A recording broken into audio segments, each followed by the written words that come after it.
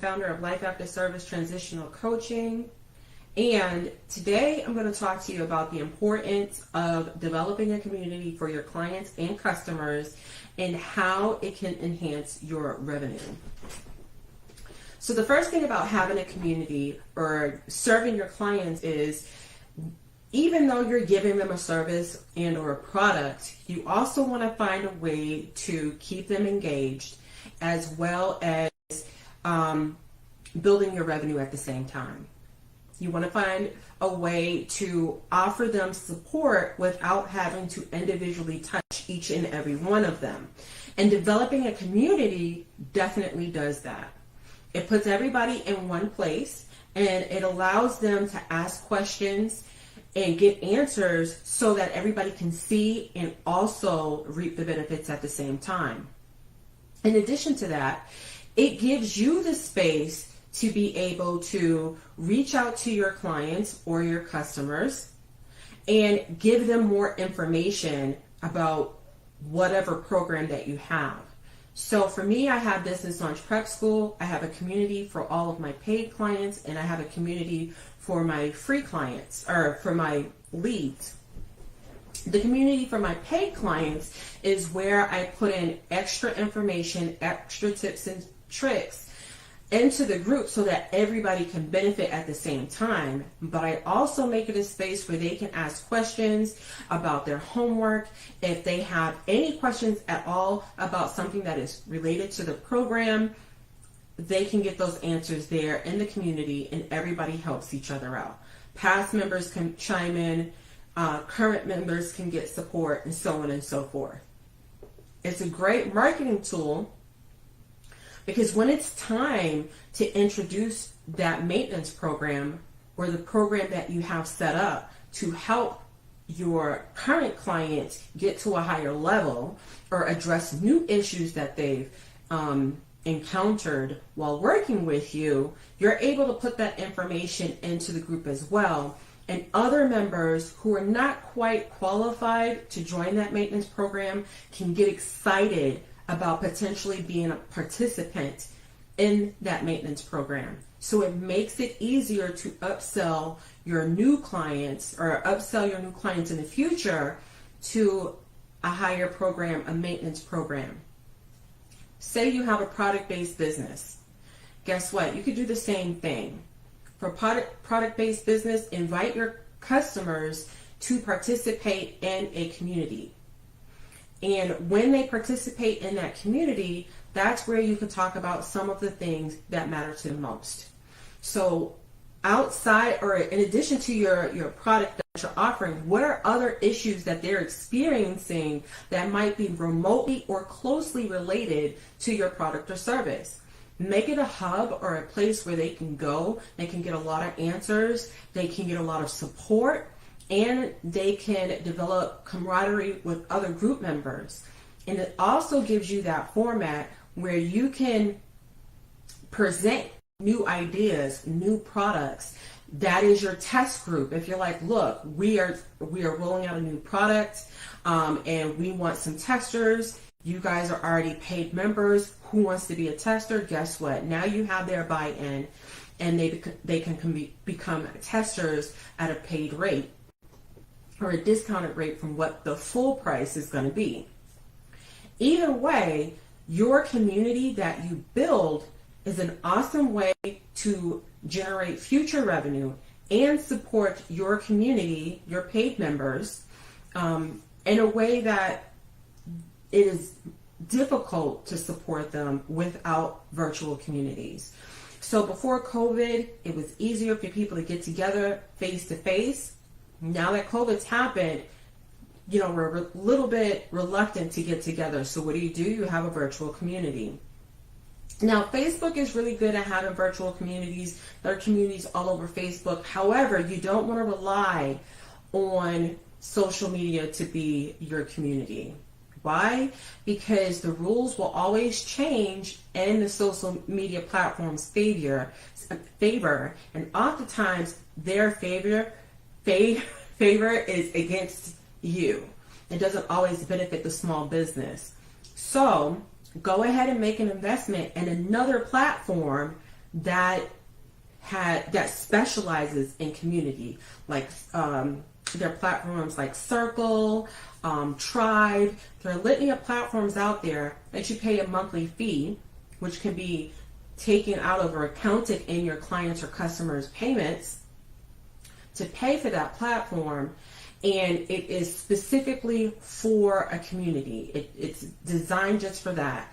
They're a lot more reliable because that is their bread and butter. They don't have other avenues of primary other avenues. They are known for being a platform for communities, and it doesn't help them if they change the rules and that do not benefit their clients.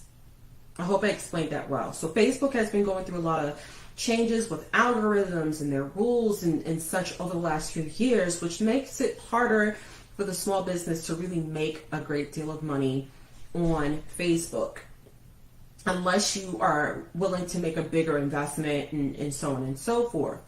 When they had their shutdown for 2 days, that really put a lot of businesses in a sticky spot because that's where they made their money. That's where their clients came from. So what you could do, what I did is I moved my paid community to another platform like Circle.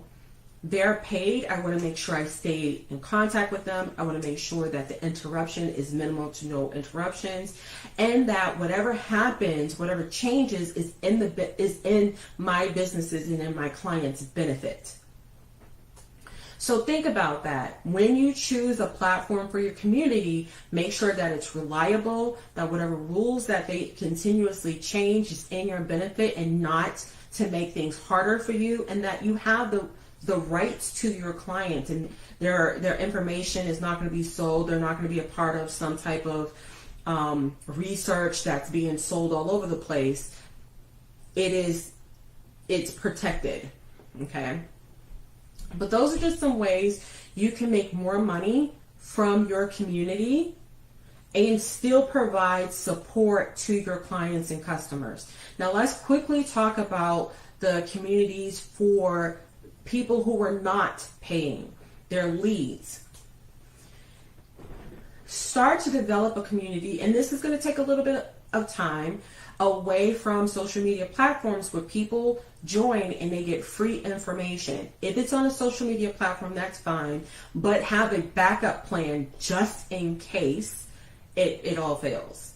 Okay, get them on an email list, get them to participate in webinars, whatever you need to do so that if social media fails, you can still get in contact with them on a regular basis. And again, these communities are wonderful for getting new clients and customers. And what you do is you offer them value. You can never really give away too much information, because what's important is that they get a piece of you, right? So as long as you're not giving away your program in order and all of the information, and it feels like a class, like you're solving your problem, you'll be fine. What you'll do is you'll take your program, you'll take pieces of that program, and you will present it to them for valuable content. You can reuse that content in a lesson or in some bonus material for paid clients.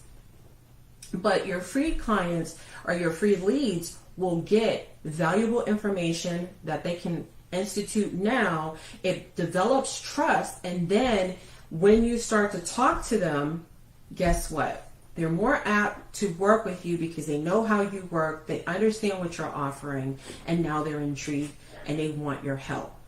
When it comes to customers, the same thing applies. I wouldn't have a group that's built on discounts, because when it's time for them to pay full price, they're not going to. However, what can you offer your client base or your customer base in this free group, or your leads in this free group, that gives them information that they can use, shows them how you work and you operate, builds trust, and gets them through your front door or on your website so they can purchase more? Is it information about a particular care of an item that you sell? Is it information about how the industry that you work in helps that client? Is it information about, just good feelings? What is it about your brand that makes it catchy for these leads to stay with you? Okay. If it's candy, what is it about this candy that in shopping from your online store or your brick and mortar that makes it so alluring?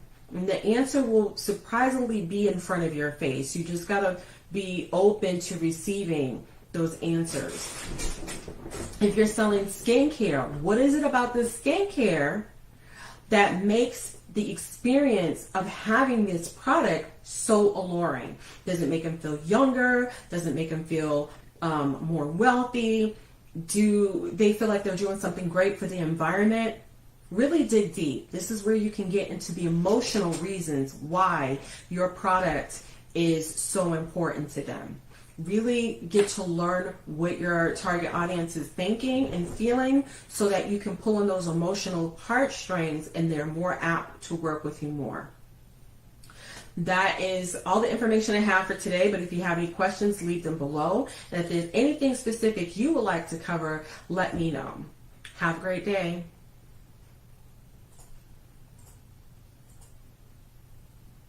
Please tell me I haven't been talking by myself.